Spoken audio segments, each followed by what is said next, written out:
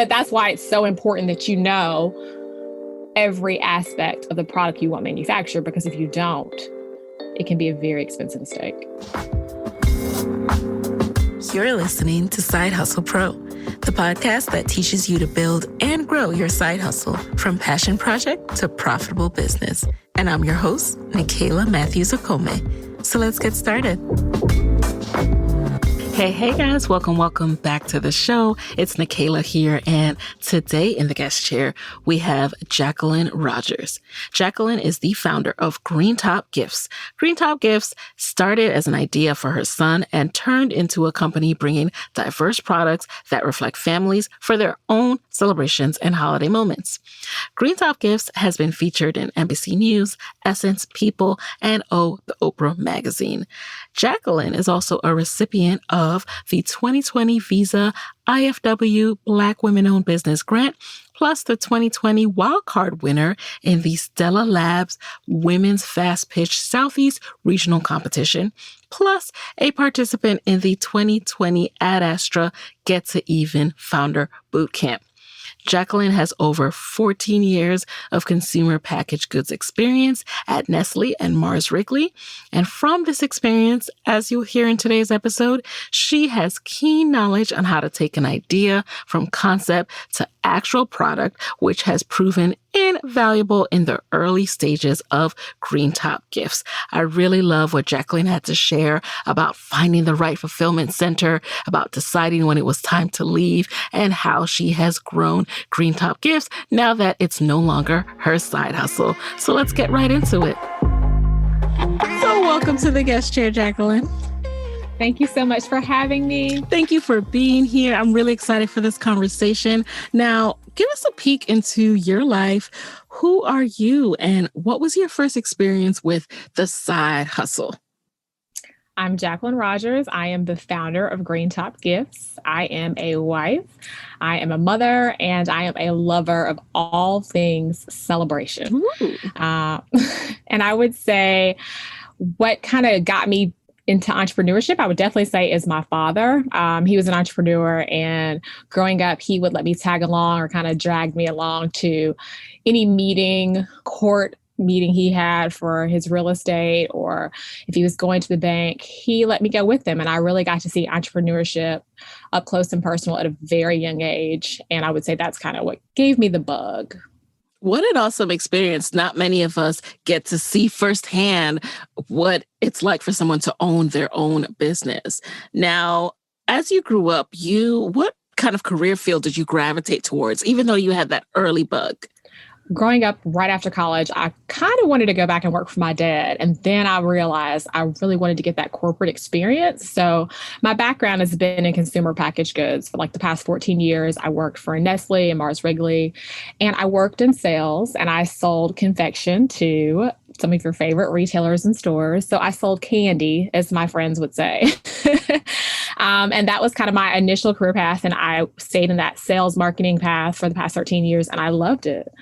What was it like selling candy? What did you learn from that experience that you kind of applied to what you do today? Oh, it's great. I love selling candy. It's a fun sale. No one goes into your meeting like, oh, what do you have today? Like, it's candy. It's candy. They're like, oh, what do you have new? Everybody wants to taste it. They want to see it. It's fun to talk about.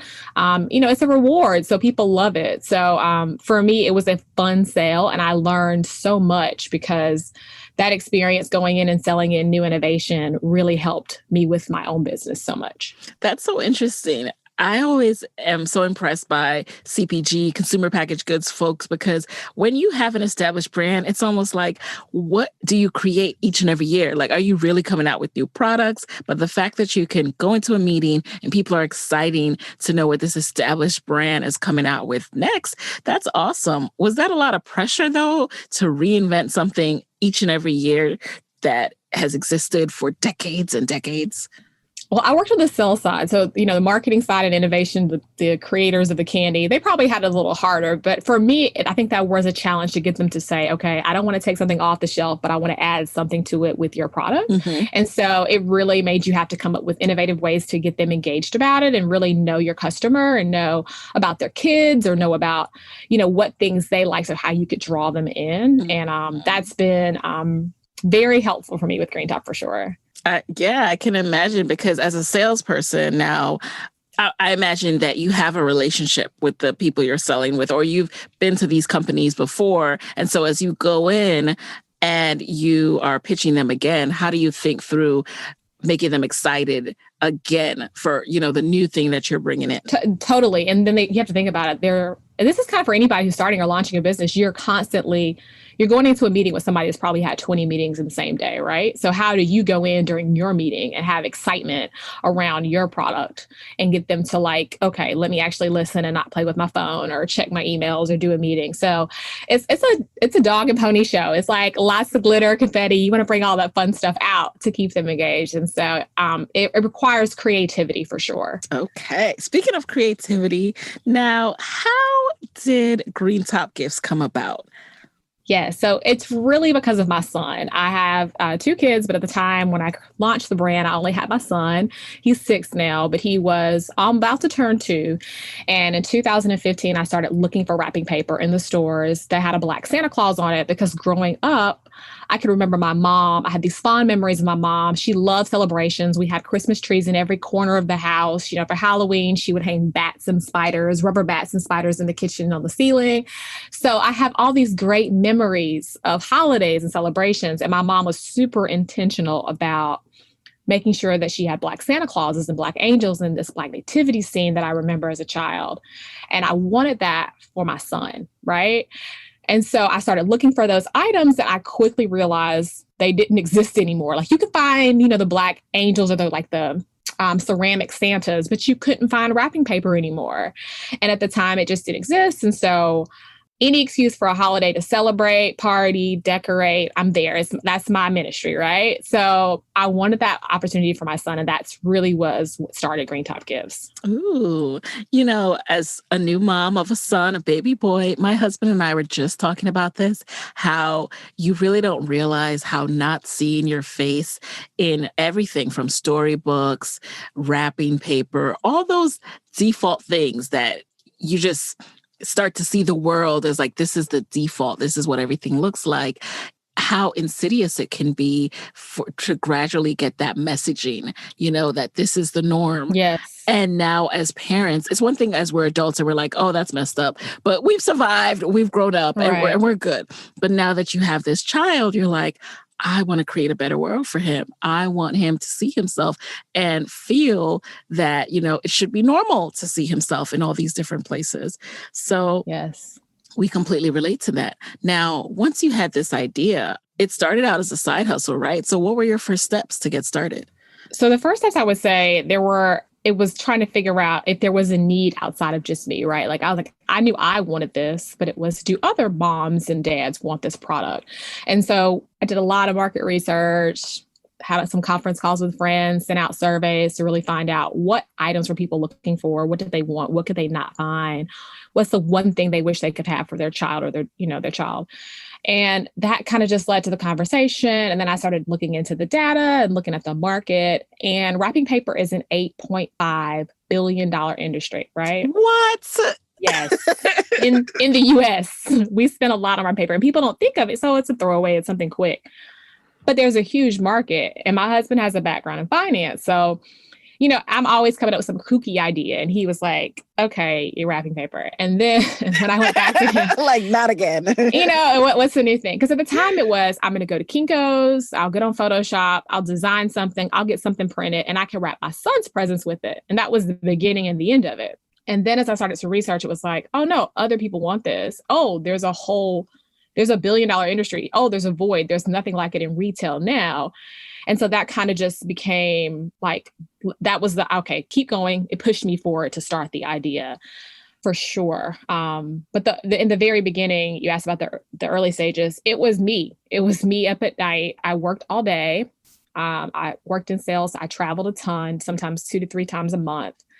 For maybe 1 or 2 nights overnights. And so I'd be traveling, I'd come home, or I'd be home working, cook dinner, pick up my son, my husband's there, we get the baby down, we have some time to ourselves. And then I would work until 1 or 2 o'clock at night. And I would be working on the website, marketing photos, testing, shipping, talking to manufacturers. So that's kind of how it went every day until we launched. And it was, my husband would like tap me like, please close the computer and go to bed. Yes, we're going through that now when it comes to our side hustles. Like, and then, the baby wakes up. So it's like, what is sleep? Yes. What is sleep? It comes back later. Thank God. Stay encouraged. Thank you. Did you have any trouble finding an actual manufacturer for this part? What was that learning curve like? So for me, there was definitely a learning curve. Like my background is in CPG sales. Like I do not know about manufacturing paper. So for me, I love stationery. I consider myself, a stationery snob. I love to send cards and I love to wrap presents and do all of those things. I love a good stationery store and gift store. So I knew the things that I wanted, but how to talk to a manufacturer intelligently about them, I didn't know. So I wouldn't go online. I Googled, I watched videos on how wrapping paper was made so that when I did call the manufacturers, I knew enough about the industry and could speak and understand the terms technically to have a conversation with them and could talk about what I wanted for my product. And I think that's a really important step. I love that you watch videos of how it was made. That is so important.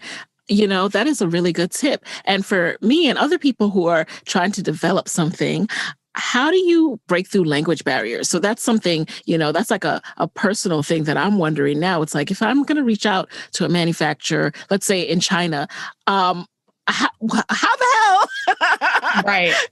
Do I go through some language barrier that may exist?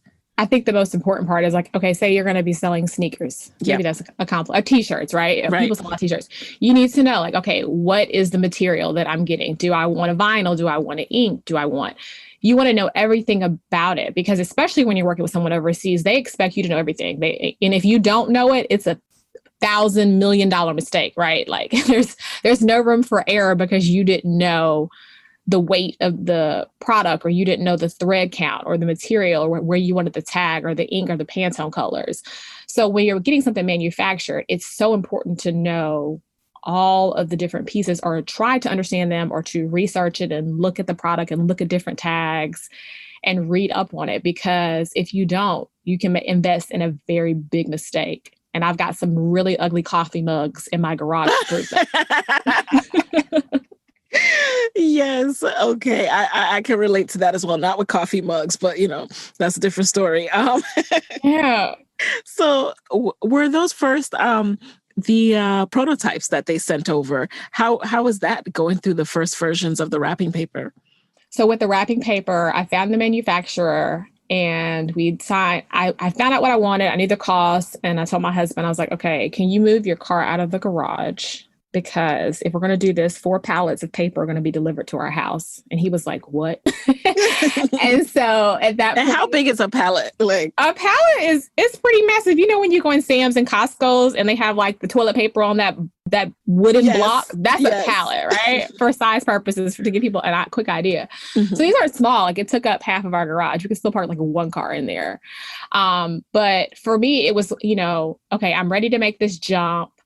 We're going to do this. And it was calling, understanding, picking a manufacturer, and then, okay, they're going to send it. It's going to be delivered. And I didn't get to see my actual product until after it was manufactured, because a lot of times the proof or the test, the sample that they give you is not always the exact. And with wrapping paper, the proof isn't even on the same weight of paper that it is when you get it. So for me, when I got it, it was perfect, but it was what I wanted. But I was really holding my breath until the 18-wheeler unloaded the pallets and I ripped into them. And that's when you could really assess. Yes. And it was right. But that's why it's so important that you know every aspect of the product you want manufactured, because if you don't, it can be a very expensive mistake. Oh, yeah. Oh, yeah. So now you mentioned investment. So you mentioned the word investment, and I'm curious, what did it require financially, and how did you make that initial investments? So we self-funded from the start. So getting my husband and I, he was interested in doing it with me and was like, okay. So I would say we kind of co-founded, and then from now it's kind of more me working on it on my own, and he jumps in and assists because he still works full time. So we self-funded. Then we also had a few friends around year 2 and 3 when we were trying to do some more marketing efforts, and we wanted to expand into other product that we had asked for friends would they be interested in investing us kind of as a friends and family round.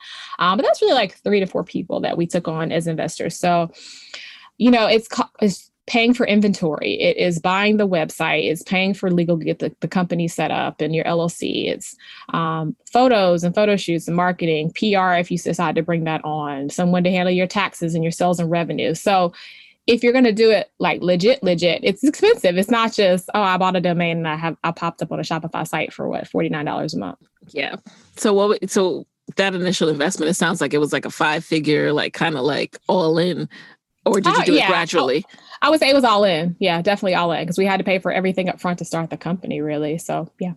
Now, after you received the pallets, how soon did you start to put up your shop, put them on sale? And what was that initial process like? We got the pallets late September. We launched October the 10th. And we had done some teasing on social media and like sent out a newsletter, and the site was up, but it was like coming soon. And then the first day that we launched, we sent out an email to maybe like 100 people that we knew that were friends and family and people that we thought might be interested in it, and asked them to share. And then we had a video that we created and that kind of told our story that we posted on social media. And I would say that video, it did some decent numbers. And that's kind of really what I think people saw the video, connected with the story of a mom and a dad looking for this for their son, and then need for diversity and representation. And then that drove like the traffic to the site. So we fulfilled orders in the garage until November. And then after that, it was like, I think we need a fulfillment company. Did you do any additional marketing besides that teasing to your friends, that video? Who handled the social media, for example, and what was your approach to consistent marketing to keep that momentum up? I did all of that. We had a friend that I worked with that did our PR at the time, a very close friend, actually my sorority sister. And so she helped us with the PR.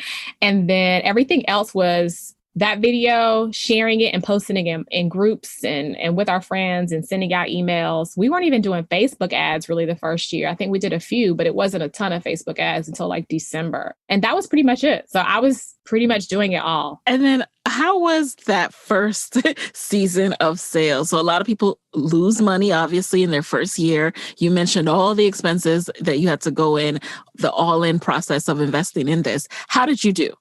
We did well. Our first year, we did around $80,000 worth of revenue. And that was for 2 months of really the first 2 months. And it was a side business for us. So I was pleased with that. I would be pleased. Well, it's a so were you in the red, in the black? Like what? No, we were definitely in the black for the first profit. year. Okay. Yeah, we were profit. And then, so we were pretty pleased with it. It was like, oh, this is a thing. And then we were shipping our own products out of the garage until like maybe the second week of November. And I was like, I can't handle Black Friday. Like there's no way in the world. Yeah, that sounds terrifying. From the garage?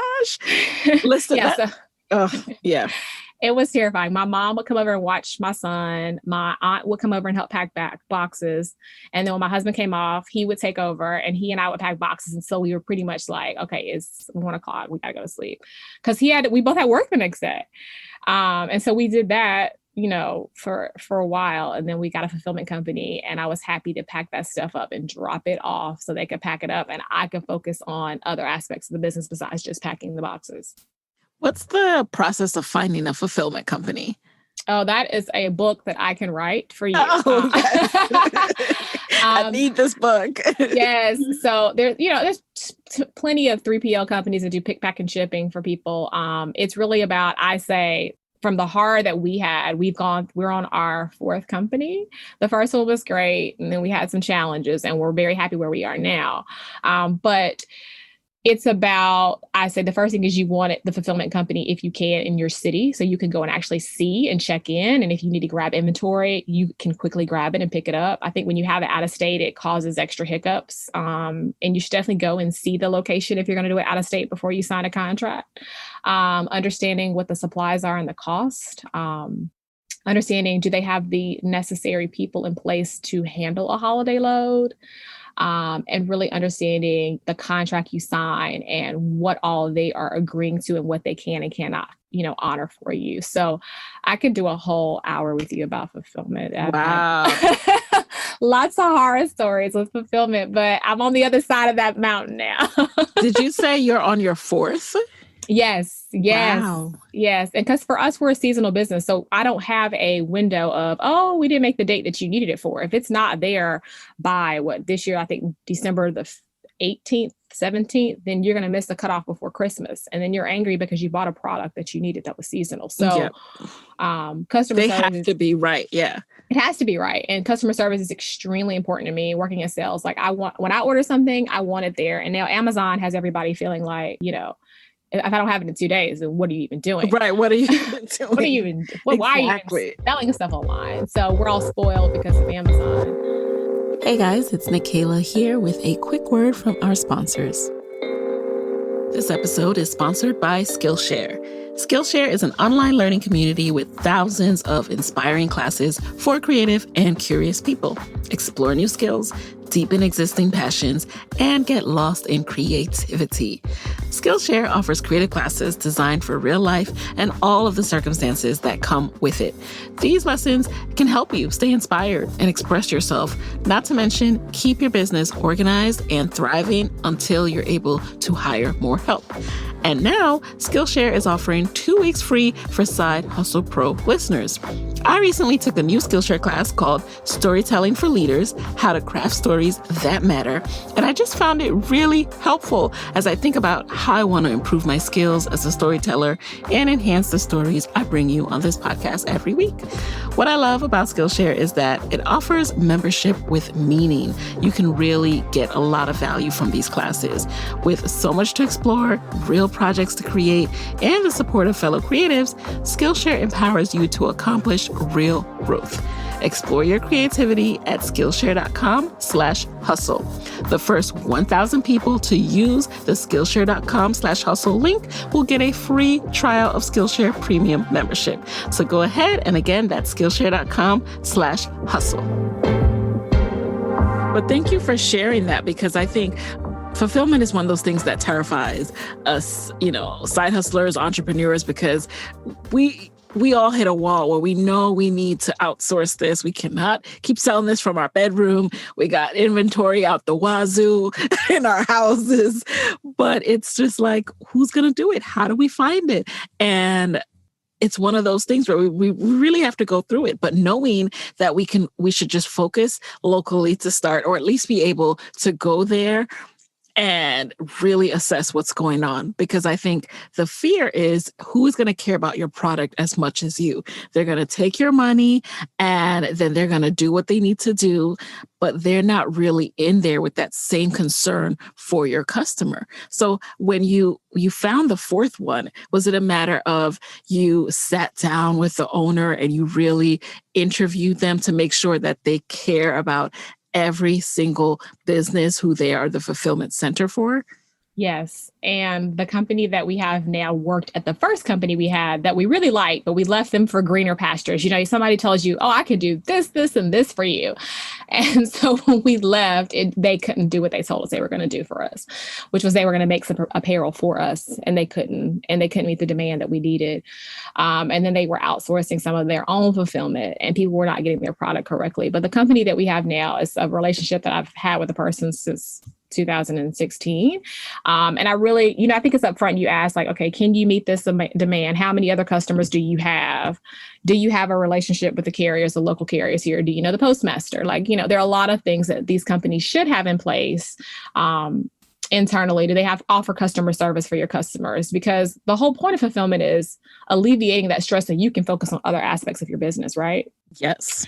And us agreeing to fulfillment is, I want someone else to handle all of those issues and situations so that I can focus and move on to something else. And I think that's the part, like you said, your business is your baby. You're giving all of that aspect to someone else and asking them to be responsible for it and do a good job. And so you really have to ask a lot of questions and set up maybe more than one meeting and go in and tour the facility to really make sure they're a good fit for you. Yes. And so your fulfillment center handles your customer service as well. Yes. Okay. I love that.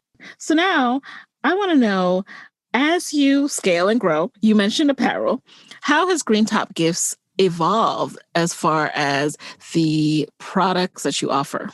We've definitely evolved and expanded into a ton of new items. So when we first started the company, we only had 2 SKUs, and that was just like the close-up shot of Clarence Claw's face with the white paper and then like a full body image of him.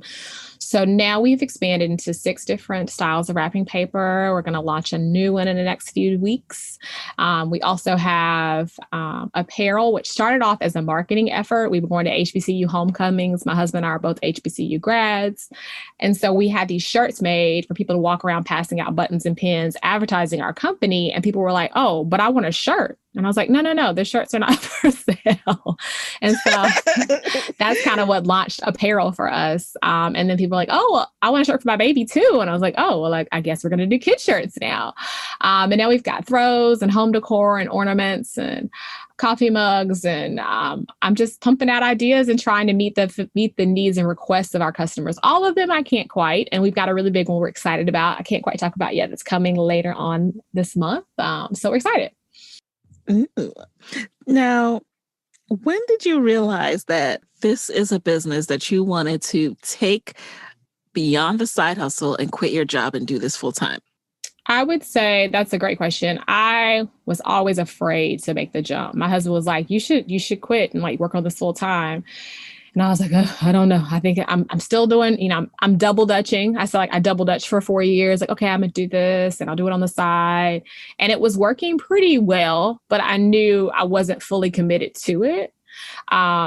But I knew that it was viable when we started to get press and features and people were picking up and parents were talking about it and talking about the need for representation and how important diversity was. And not just Black and brown kids, all children need to see diversity, right? And there were, white parents that would say, I bought this because I think it's important for my child. They're starting to ask about skin tones, and I want them to see a different Santa this year and understand that diversity comes in all shapes and colors. And so I think that really is what made me be like, oh, other people want this besides just me. And we started to pick up the traction. So definitely then. Okay. Let's talk about that for a second. That's such a good point that you made. Like, not just Black and brown kids need to see diversity. Everyone needs to see diversity, diverse faces, different skin tones, because this is the world we're in. Yes.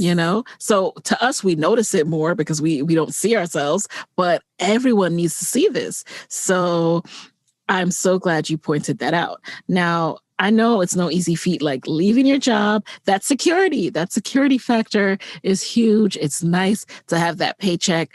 Talk to me about having a seasonal business, something that's so entrenched around one particular time of the year. How do you make sure that the business is viable throughout the year when it's so seasonally focused? So when we first launched, it was like you said, it was all seasonal, and you're having to re-engage, reconnect with customers mid-October. Like, okay, hi, we're back. I haven't emailed you. I haven't talked to you in, so many months. But right. But hey, I'm competing with Old Navy in your inbox because they email you every 5 minutes. And I just want to check in. So that was kind of a hard thing for us because we were seasonal. So we tried to find out ways we could engage with our customers year round through Black History Month or Mother's Day and featuring moms. And so finding other creative ways to stay engaged with our customers. And then really at the time, because I was working, I wanted to work on other products, but I just didn't have the time. It was like, I can manage the bandwidth here, but I couldn't fully commit to it because I was working. And that is what really made me decide to work on it full time. But it's hard. It's definitely hard. Seasonal businesses are very difficult because you can only engage them for so many months out of the year. So you need other products and other assortments to keep them engaged.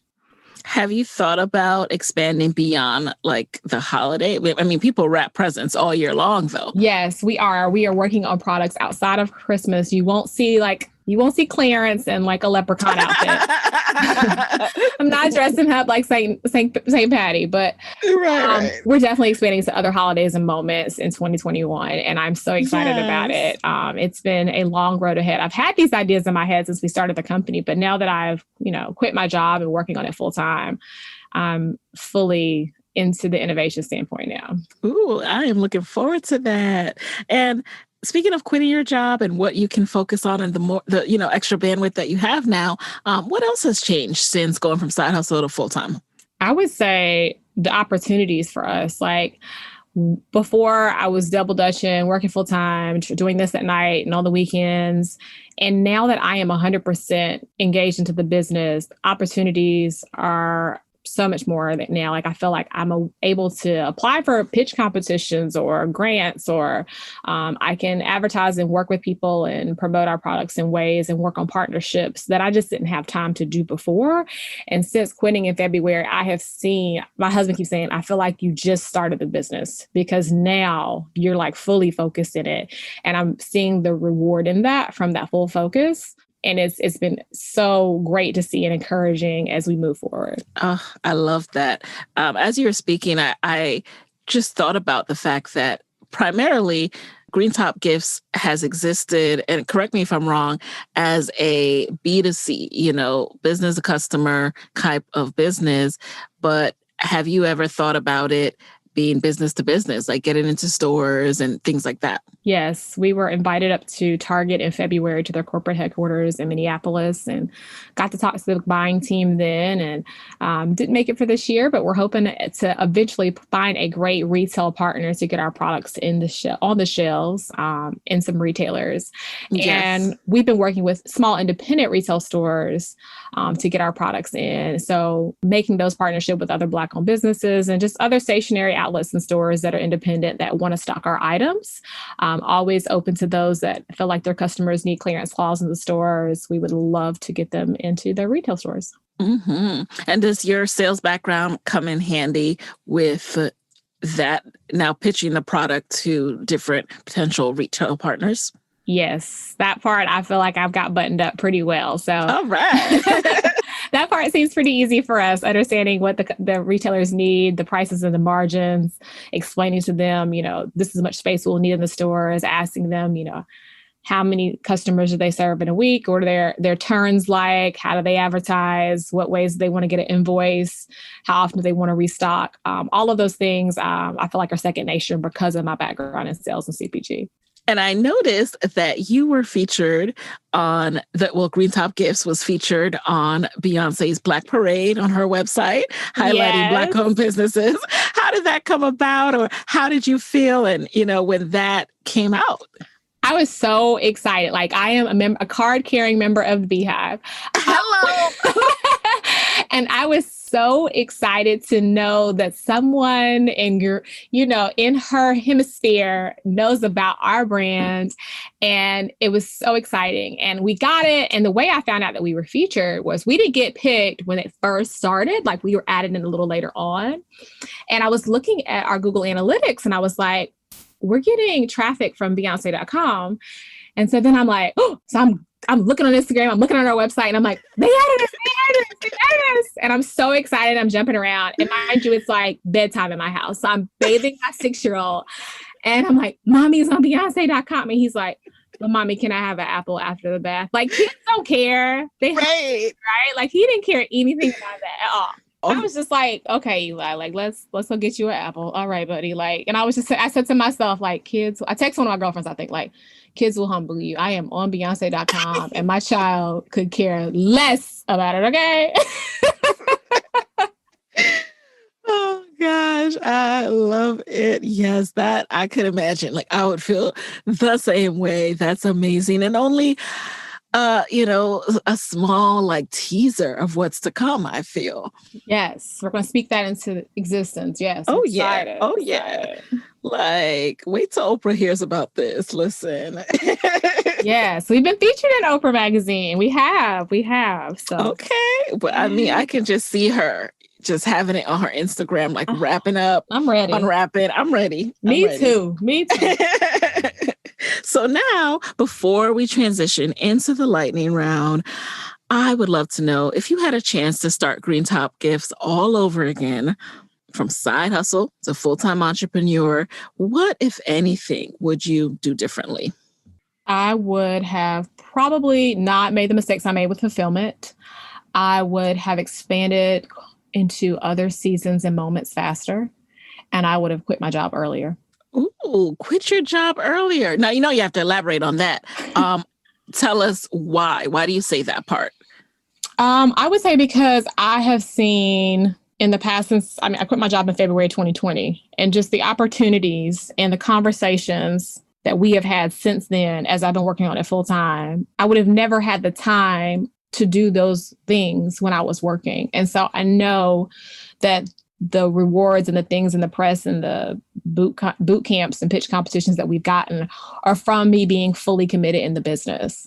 That is so amazing and inspiring right now with all that's going on in 2020 to know that you were able to quit your job in 2020 and see just so many opportunities come about. Like, that's the type of energy I want to hear about. So I'm so glad you mentioned that. I'm so glad that that's the experience, that you're having and that you can share. So thank you for that. Now we are going to transition into the lightning round. You just answer the very first thing that comes to mind. Are you ready? I'm ready. All right, let's go. Number one, what is a top resource that has helped you in your business that you have to share with the Side Hustle Pro audience? It's a website many people don't know about, and it's called Google. Okay. How did Google help you?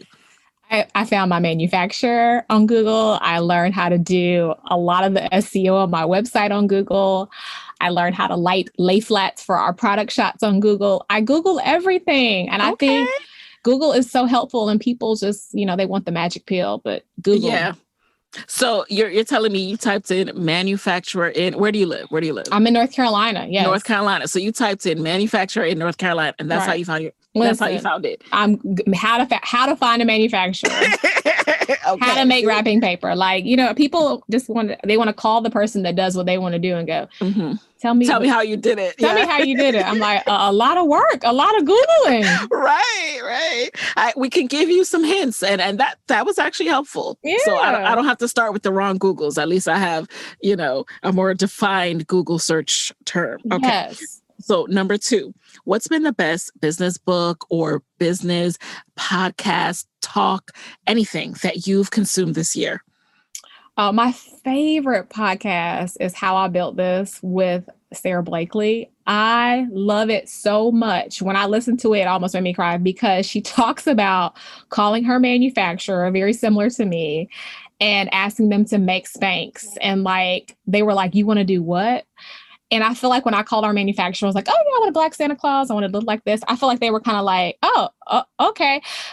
And when she said, he asked her, are you going to give these away or are you going to sell it? And our manufacturer was like, you going to sell this? And I was just like, I connected with it so much because she talked about just, Yes, I remember that episode. It's funny. I'm actually wearing Oh, my goodness. Right yes, I love her brand. And I love her. And that podcast, I think, was one, it just I nodded my head the whole way through it. That was a good one. Oh, it's one of my favorites, especially when she talks about how she manufactured and how she got started. I would say that, and I would say Inventing Joy by is it Joy Manigo? Okay. And because she just talks about feeling in need and creating products that people don't have. And she was a mom, and she did it with nothing. She started so small, and she has this huge business on sells her products on QVC. And I just love her story. So I think I connect with women on a mission, wanting something, no matter how crazy it sounds. I love it. And I love that you mentioned specific episodes. Thank you. Alrighty. Number 3, what is a non-negotiable part of your routine? 30 minutes of absolute quiet. I love absolute quiet. I can ride in the car in quiet. And if I don't get it, I am very mean during the day. So I try to get it before anyone else in my house wakes up. So no one is talking to me, asking me for anything, or touching me. Okay. And if I get that 30 minutes, it's like I can just be sitting, or I can be folding laundry. I can be working out and doing yoga, but just 30 minutes of quiet. Having a cup of coffee or just getting my thoughts together for the day, it really helps me focus, and it lets me get myself ready for the day and it charges me up. And that's like my non-negotiable. And I don't always get it first thing in the morning, but I have to get it at some point during the day. Ooh, I like that. That's an important need. And as you're speaking, I'm like, I think I need that too. And it explains a lot about, good days versus okay days versus great days. So thank you for putting that into words already. Number 4, this might overlap, but tell us, what is a personal habit that has helped you significantly in actually building out your side hustle into a full-time business? I would say the check-in. And I talk to my husband about this all the time. And that is checking in with people, not just when you want something, just to say, hey, checking in, how are you doing? Email, text, phone. I always love phone, but that's not always an option. So just check in with people and just say, how are you doing? How are things going? And not just doing it when you need something. Because I hate when people call me and they're like, oh, can you do da-da-da-da-da? I'm like, you ain't called to say, hey, cat, dog, nothing. You just right. called to ask for something. And I think that really helps in business for me. Like I like to call and check in my manufacturers and retailers and, our contractors and people we work with. And I think it's really important that people understand that you're just wanted to check in on them as a person and make sure that they're doing well, as opposed to always calling with the ask and I need. And I think that is oftentimes forgotten. Oh, yes. Oh, yes. And I think it's helped me with my business. Right. And the other thing people do too is sometimes it's just like a, hey, like blank waiting for you to respond before they go in with the ask. Don't do that. Yeah. Genuinely just check in. Don't be like, hey, how you doing? Waiting to like drop a bomb. No, right. No. Right. Genuinely check in before you need something. Yeah. And then finally, what is your parting advice for fellow Black women entrepreneurs who want to be their own boss, but are worried about stepping away from the full-time job? There's never a perfect time. There's never a right time. I double dutched for 5 years before I decided to quit my job.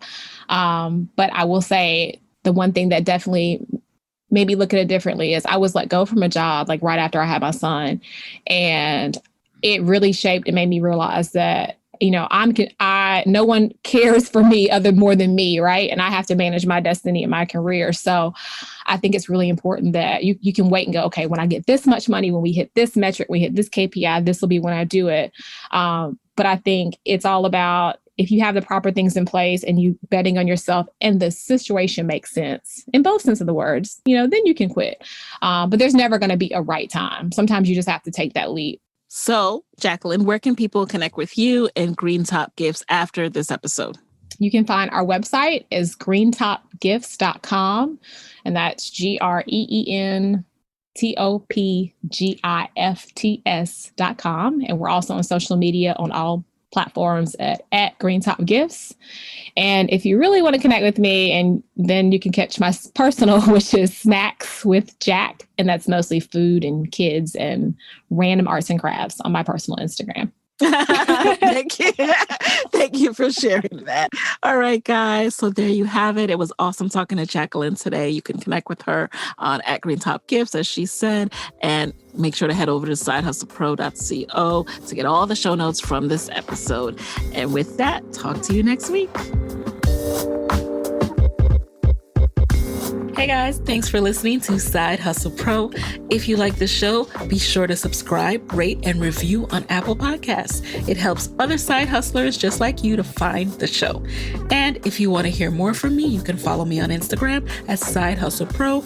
Plus, sign up for my 6-bullet Saturday newsletter at sidehustlepro.co/newsletter. When you sign up, you will receive weekly nuggets from me, including what I'm up to, personal lessons, and my business tip of the week. Again, that's sidehustlepro.co/newsletter to sign up. Talk to you soon.